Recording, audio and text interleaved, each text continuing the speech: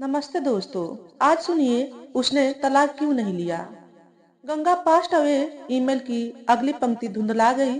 टप टप आंसू निकलने के पहले सीने में एक ऐसा तेज खरोंचता सा दर्द हुआ कि मैं तड़प कर रह गई। आज चाची मुक्त हो गई। हाँ, मुक्त हो गई। यो संसारिक रिश्तों से तो उनका संबंध न जाने कब का छूट चुका था। आज देह के बंधनों से भी मुक्त हो गई। चाची और मेरा रिश्ता कब मित्रता में बदल गया था मुझे याद नहीं, लेकिन होश संभालने के बाद कभी भी चाची को मम्मी से अधिक निकट पाया। चाची की बदकिस्मती थी या चाचा की पता नहीं, लेकिन चाचा से उन्हें वह सम्मान कभी न मिल पाया जिसकी वे हकदार थी। चाची ने अपने जीवन में कितने ही दुख भोगे, चाचा के अत्याचारों को सहा, लेकिन कभी उफ तक न की। यदि लोगों ने देखा तो उनका मुस्कुराता चेहरा, किंतु उनकी मुख पीड़ा की प्रतिपल की साक्षी रही मैं। चाचा ने निरंतर मिलते अपमान के कड़वे घूंटों ने उनकी गोरी कनपटियों को रेखाओं को गहरा नीला और जबड़ों को कठोर बना दिया था। मैं सोचती थी, चाची कमजोर है, चाचा को कभी उलटकर जवाब क्यों नहीं देती, तलाक देकर स्वतंत्र क्यों नहीं हो जाती। लेकिन यह मेरी नासमझी थी, कच्ची उम्र की कच्ची समझ थी। चाची की निगाहों में मैंने कभी कातरता या याचना नहीं देखा, देखा तो बस एक अद्भुत दृढ़ता। चाची कमजोर नहीं थी, चाची तो गंगा और हिमालय थी, जिसके संसर्ग में चाचा के कुछ पाप तो अवश्य धुले होंगे। सुबह सुबह मेरी आंख खुली दादाजी की तेज आवाज से। वे चाचा पर बुरी तरह बरस रहे थे। चाचा दादी के पीछे, दादी सोफे पर नीचे मुंह किए बैठी थी। पापा उसी कमरे में एक कोने में खड़े थे। पर्दे के पीछे मम्मी। चाची सदा की तरह मेरे और अपने टिफिन के लिए पराठे सेक रही थी। मुझे भयभीत सा देख शीला को काम बताकर चाची मुझे देखकर स्कूल के लिए तैयार करने ले गई। चाची का चेहरा एकदम शांत, मानो वे मुझे उसी शांति का हिस्सा बनाना चाहती हो। चाची ने धीरे से कहा, नहाकर जल्दी निकलो, आज हमें ऑटो से खुद ही जाना है। मेरी कार का कल रात एक्सीडेंट हो गया। मुझे यकायक सब कुछ समझ में आ गया कि कल चाचा रात के खाने पर घर में नहीं थे। मैं रात 11 बजे तक चाची के कमरे में होमवर्क करती रही थी। फिर कब नींद आई पता नहीं। उठी तो अपने कमरे में ही पाया खुद को। तो क्या चाचा से हो गया एक्सीडेंट? मैं मन ही मन सवाल किए जा रही थी। चाची मुझे स्कूल छोड़ती हुई बैंक चली गई। चाची के साथ घूमने जाने का, उनके पास बैठने का जितना सुख मिलता था, उससे ज्यादा तकलीफ मेरे मन को तब होती थी जब चाची मुझे बाय कहकर चली जाती। मैं तो चाहती थी कि चाची को एक पल के लिए भी न छोड़ूं, लेकिन इस बार तो चाची बाय कहकर भी नहीं गई और चली गई महायात्रा पर। चाची ने मुझे याद तो जरूर किया होगा। एक बार फिर बिना पूछे आंखों के समंदर में बाढ़ आ गई। कितनी स्मृतियां, चाचा चाची के संबंध कभी भी सामान्य नहीं रहे। चाचा चाची के बंद कमरे से अचानक आती चट्टाक, सिसकी चटाक, फिर लंबी चुप। बाहर भी एक असहज चुप्पी। अक्सर यह बात समझकर भी कि कुछ ठीक नहीं है उनके बीच। दादा दादी उनके सुखी दाम्पत्य का भ्रम पाले रहे और मम्मी पापा अपने सुखी दाम्पत्य के परमचम लहराते रहे। चाची के साथ ऊपर वाले ने बहुत नाइंसाफी की थी। चाची को लेकर चाचा के मन में सदा ग्रंथि रही। चाची की खूबसूरती, उनका मिलनसार व्यवहार उनके लिए गर्व का विषय नहीं, जलन का विषय था। चाची की सहज निश्चल मुस्कान जो उनके व्यक्तित्व का अभिन्न अंग थी। चाचा की आंख की किरकिरी थी। चाची का बैंक अधिकारी होना उन्हें खुद अपनी काबिलियत पर शक करने को मजबूर कर देता। चाची मितभाषी किंतु मधुर भाषी थी। चाचा से हर बात में 21। चाचा अक्सर किसी न किसी बात को लेकर चाची पर क्रोधित होने के बहाने ढूंढते रहते। पता नहीं चाची पर जब तब एकाध हाथ छोड़कर अपने अहम की तुष्टि करते थे कि अपने कुंठा छिपाते थे। लेकिन चाची न जाने किस मिट्टी की बनी थी। कमरे से बाहर मुस्कुराती हुई ही निकलती। चाची ने कभी किसी किस्म का रोना नहीं रोया, लाचारी नहीं दिखाई। यह बात और है कि कभी कभी उनकी पीठ पर पड़े नीले निशान अचानक ही सच्चाई बयान कर देते थे। समझ तो नहीं थी मुझ में, लेकिन चाची के सरल, धीर गंभीर और गरिमामयी व्यक्तित्व के आगे चाचा का व्यक्तित्व मुझे बौना ही लगा। वैसे भी चाची मेरी आदर्श थी। हमारे घर खानदान की पहली वर्किंग वुमन चाची के व्यक्तित्व में एक ऐसी मोहिनी थी कि जो एक बार उनसे मिल ले ता उम्र उन्हें न भूल पाए। मैं शायद 5 साल की थी जब चाचा की शादी हुई। चाची मुझे क्या सभी से बहुत प्यार से बात करती थी। मम्मी ने प्रत्यक्ष तो कभी कुछ न कहा, लेकिन मैं महसूस करती थी कि वे चाची से इतने गुणों और प्रेमपूर्ण व्यवहार के बावजूद भी वह उनसे थोड़ी दूरी बनाए रखती है। अब सोचती हूँ तो लगता है कि संभवतः असुरक्षा की भावना रही होगी मम्मी के मन में। आखिर वे जिठानी थी और चाची के गुणों को देखकर उन्हें अपने सिंहासन के हिलने की चिंता हुई होगी। कई बार चाची के आसपास घूमते रहने के कारण मुझे वे वजह डांट देती थी मम्मी तब। लेकिन मम्मी और चाची के संबंधों में बहुत सालों बाद वो बात आई जिसकी मैं कल्पना किया करती थी। यहाँ तक कि अंत समय में चाची मम्मी के पास थी, मेरी आंखों से फिर दो आंसू टपक गए। शायद 10 साल की रही होंगी जब दादाजी ने चाचा को महेश नगर वाले मकान में जाकर रहने को कहा। चाची ने कोई प्रतिक्रिया जाहिर नहीं की। चाचा चाची वहां रहने लगे। स्वाभाविक था कि उनके मिलने जुलने वाले भी वहीं जाने लगे। नेहा आंटी चाचा के साथ काम करती थी। कभी कभार घर पर आती तो मेरे लिए चॉकलेट जरूर लाती, इसलिए मुझे बहुत अच्छी लगती थी। वैसे भी 10-12 साल की उम्र में चॉकलेट लाने वाले अंकल आंटी किसे अच्छे नहीं लगते। ऐसा लगता था कि जब तक वो घर पर रहे मैं उनके आगे से हटूं नहीं। वस्तुतः मैं अनजाने में उनकी तरफ खींची जा रही थी। लेकिन वह कैसे भेड़ की खाल में भेड़िया निकला, यह सोचकर मेरा मन आज भी वितृष्णा से भर जाता है। इतना कि आज भी मुझे अनावश्यक अपनापन दिखाने वाले लोगों से डर लगता है। मैं तब 9वीं कक्षा में थी, शायद 14 साल की। लेकिन देखने वाले समझते थे कि मैं 7वीं 8वीं में हूँ। अक्सर शनिवार को चाची मुझे स्कूल से अपने घर ले जाती और फिर शाम को छोड़ देती। उस शनिवार मेरा आधे दिन का स्कूल था। मैं चाची से कहना भूल गई। छुट्टी हुई तो मैंने सोचा कि मैं ही चाची के घर चली जाती हूँ। मैं दरवाजे पर पहुंचकर बेल बजाने ही वाली थी कि देखा दरवाजा भिड़ा हुआ है, लेकिन चटकनी नहीं लगी थी। जो सहज ही चाची को डराने की बात मन में आ गई। मैं दबे पांव घुसी। बाहर के कमरे में कोई न था। मैंने जूते बैग कुछ न उतारा। फिर धीरे से रसोई में झांका। चाची वहां भी न थी। चाची अपने कमरे में होगी, सोचती हुई मैं एक एक कदम सावधानी से रखते हुए बढ़ी। कमरे का पर्दा हमेशा की तरह लटका था। मैं हटाकर उन्हें जोर से डराने ही वाली थी कि अचानक नेहा आंटी की दबी खिलखिलाहट सुनकर मेरे कदम जड़ और उड़ते पर्दे की झीरी में से एक क्षण में जो अनपेक्षित दृश्य देखा, मेरे होश उड़ गए। मैं बुरी तरह डर गई। डर के मारे मेरे हाथ पैर ठंडे हो गए। चाचा और नेहा। मैं बौखलाई सी किसी तरह अपने आप पर काबू कर अपने शरीर को पूरी ताकत से खींचती हुई बाहर की तरफ भागी।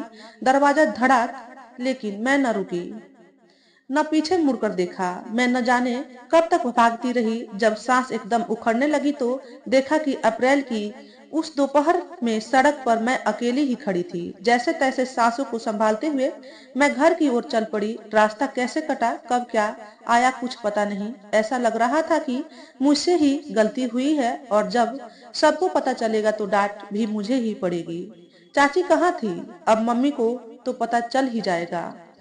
अनेकानेक आशंकाओं और बुरे ख्यालों में कब घर आया मुझे पता ही न चला। मम्मी दरवाजे पर खड़ी मेरी प्रतीक्षा ही कर रही थी।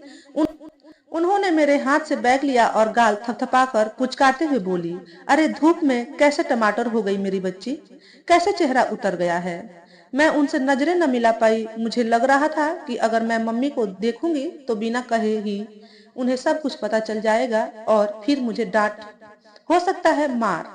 मैं यह नहीं समझ पाई कि अपराध मेरा था या नहीं, लेकिन मेरा मन चाची के लिए तड़प रहा था। मम्मी कह रही थी, अरे मैं तुझे कहना ही भूल गई, गंगा बम्बई गई है आज सुबह।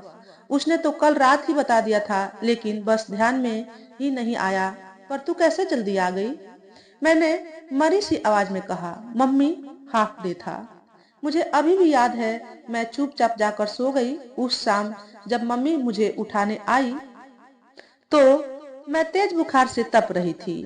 फिर कई दिनों में बीमार रही। चाचा को देखते ही मुझे डर और घृणा के मिले जुले भाव घेर लेते थे। चाची से भी कहने की हिम्मत इसलिए नहीं पड़ती थी कि मुझे लगता था कि इस बात पर तो डांट मुझे ही पड़ेगी। कभी लगता था कि चाची की अग्नि परीक्षा तो आजीवन चलेगी। मैं यह बताकर उन्हें और दुख क्यों पहुंचाऊं। और आज सोचती हूँ तो लगता है कि सबसे बड़ा सच यह था कि उस समय मेरे मुंह से उस घृणित घटना का बयान करना असंभव कार्य था। मुझे देखने नेहा आंटी भी आई, मेरी पसंद की चॉकलेट का बड़ा सा डब्बा लेकर।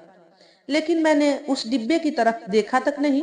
उनको देखकर मेरे तन बदन में आग लग गई। मैं इतना तो समझने ही लगी थी कि जो वह और चाचा कर रहे थे वह बहुत गलत था। चाचा पहले ही क्या कम अत्याचार कर रहे थे। चाची को धोखा।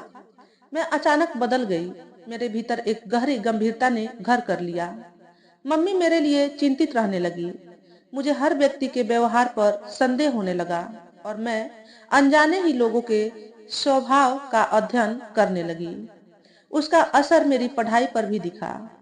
घर में सब यही समझते रहे कि बीमारी के कारण मेरी पढ़ाई पर भी परिणाम पड़ रहा है।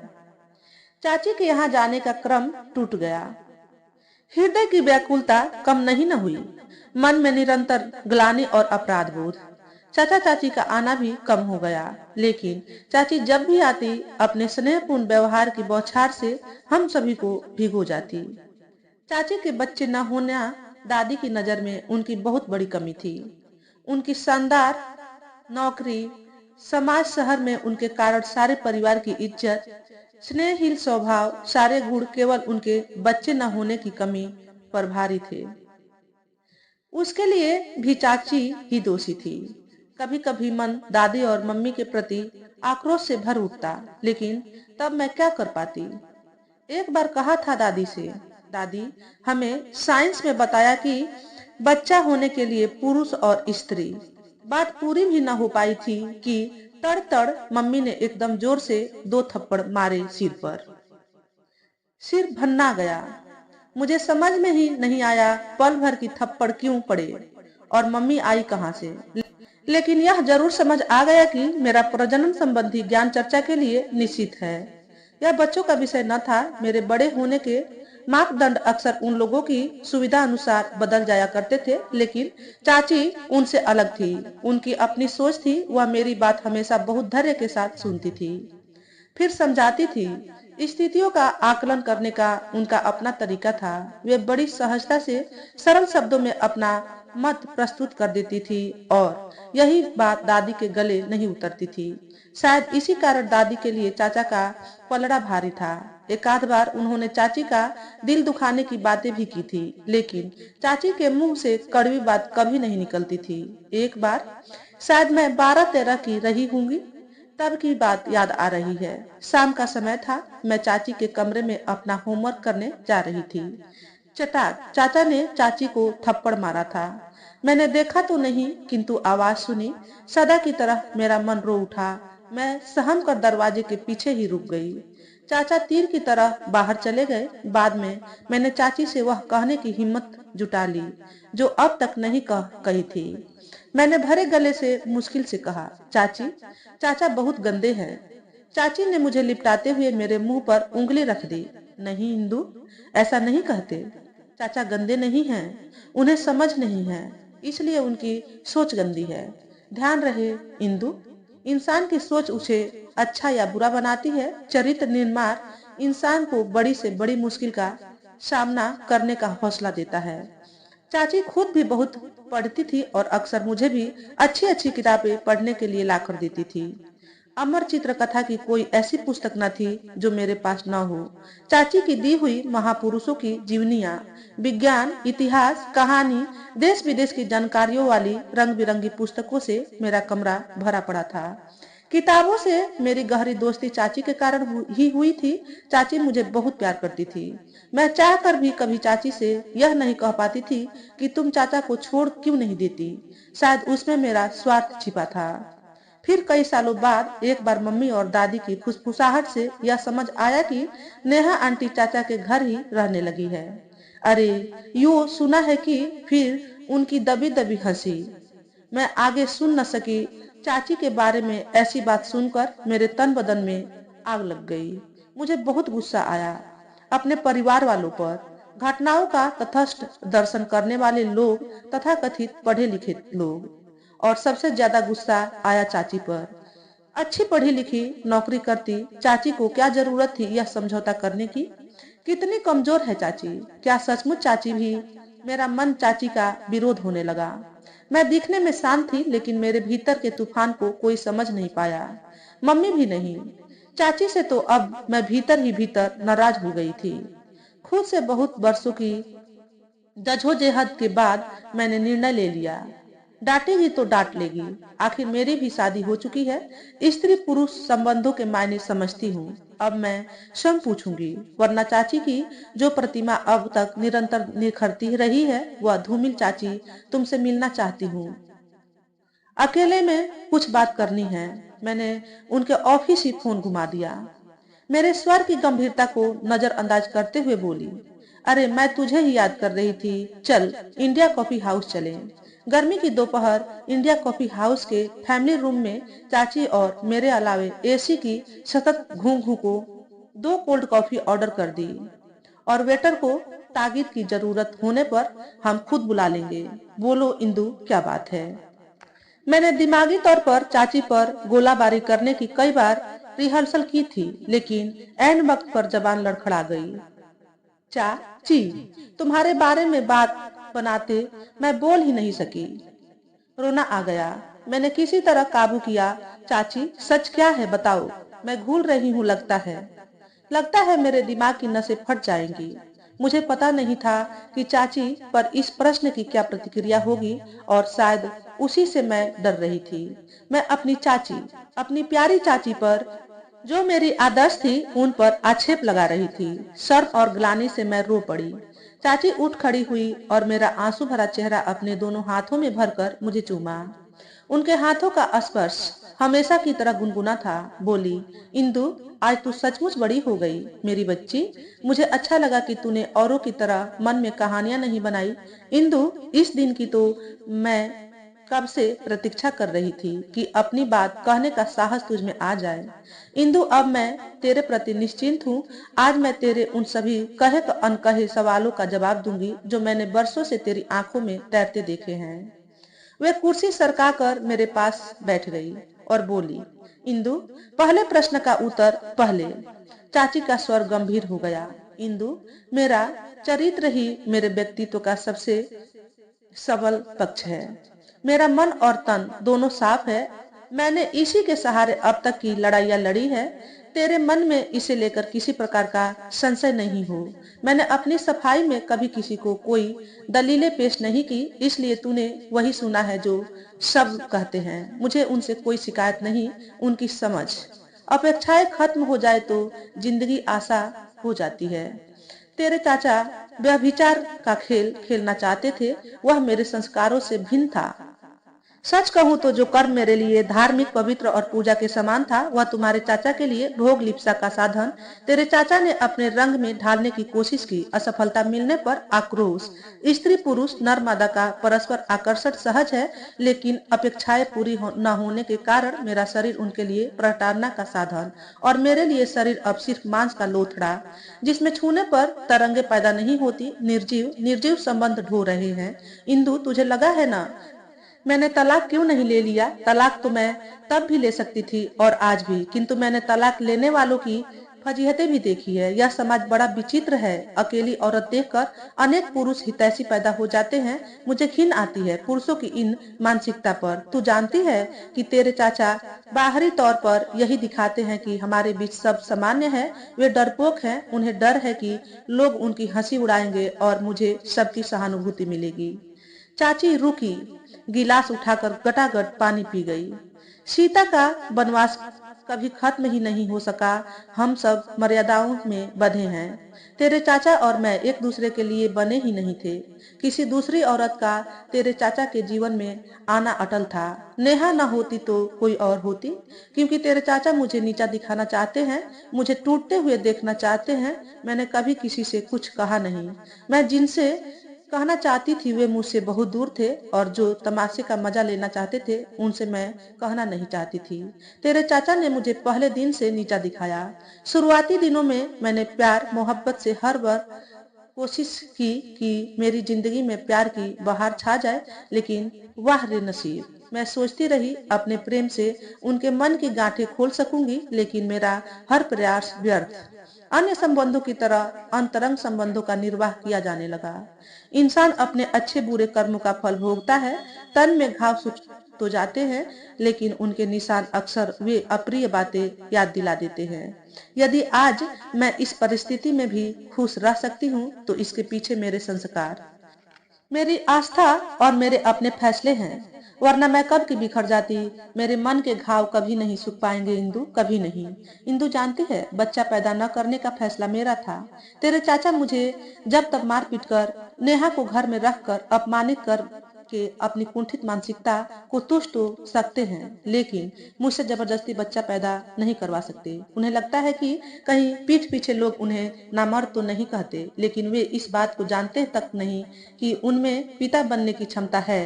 वे स्वयं को दोषी समझते हैं, लेकिन डॉक्टरी जांच तक कराने की हिम्मत नहीं है उनमें। शायद वह झेल नहीं पाते कि उनके कारण, जबकि सच तो यह है कि मैंने 2 बार गर्भपात करवाया अपनी मर्जी से। मैंने तेरे चाचा के अंश को नकार दिया। मैंने इतना आसान नहीं था वह निर्णय ले पाना। इंदु, तू नहीं जानती कि अपने मातृत्व की हत्या करना कितना कठिन है। एक लंबी लड़ाई लड़ी हूँ अपने आप से। शायद तेरा बचपन मेरे सामने न होता तो शायद मैं अपने आप को भी कभी माफ नहीं कर पाती। पहली बार चाची की आवाज रुध गई, लेकिन वे बोलती रही। दो दो अजन्मे शिशुओं की हत्यारी माँ हूँ मैं। इंदु, मैं तो तभी आत्महत्या कर चुकी थी जब मैंने अपने मातृत्व को नकार दिया था। लेकिन मैं नहीं चाहती थी कि बेटे के रूप में एक और चाचा पैदा हो, या बेटी हो जाती तो क्या पता उसे भी मेरी तरह यातना सहनी पड़ती। इंदु, मैंने सह लिया, लेकिन मैं नहीं चाहती थी कि बेटी या किसी और की बेटी। चाची की पीड़ा का बाथ आंसुओं के रूप में भरभरा कर बहने लगा। वे कुछ क्षण रुकी और फिर भावनाओं पर काबू पाने के पश्चात भरे गले से बोली। तेरे चाचा ने मुझे तन और मन से इतना प्रताड़ित किया है कि अब मैं शिला बन गई हूँ और चाचा इस हार से हारे हैं। वे मुझे रोते गिड़गिड़ाते बिलखते और पैर पकड़ते देखना चाहते थे। उनकी यह साथ अधूरी रह गई। मुझे हराते हराते खुद से हार गए हैं। यही उनकी सबसे बड़ी पीड़ा है और मेरे जीने का कारण। उन्होंने अपने आंसू पोंछ दिए थे हमेशा की तरह। फिर ठहर कर बोली, इंदु, इस जिंदगी ने बहुत कुछ सिखाया और दिखाया है। कभी कभी व्यक्ति को अपने किसी निर्णय की बड़ी कीमत चुकानी पड़ती है, बहुत पीड़ा भोगनी पड़ती है, लेकिन अपनी ही नजरों में गिरने की पीड़ा से शायद बहुत कम। चाची मुझे विशाल, धवल, निर्मल, अचल, नगाधीराज हिमालय सी लग रही थी, जो किसी भी प्रलय को शांति से झेल लेता है और फिर दमकने लगता है। मैं चाची से लिपट गई। मेरी चाची कमजोर नहीं थी। चाची वास्तव में गंगा थी। बस चाची की वही छवि मेरे मानस पलट पर सदा सदा के लिए अंकित हो गई। तो दोस्तों, आज के वीडियो में बस इतना ही। अगर आपको हमारे द्वारा बताई गई कहानी थोड़ी सी भी अच्छी लगी हो तो वीडियो को लाइक और शेयर करें। चैनल पर पहली बार आए हो तो चैनल को सब्सक्राइब करके बेल नोटिफिकेशन को ऑल पर सेट कर ले, ताकि आपको ऐसे ही अच्छे अच्छे वीडियो देखने को मिले। हमेशा खुश रहें, हमेशा स्वस्थ रहें।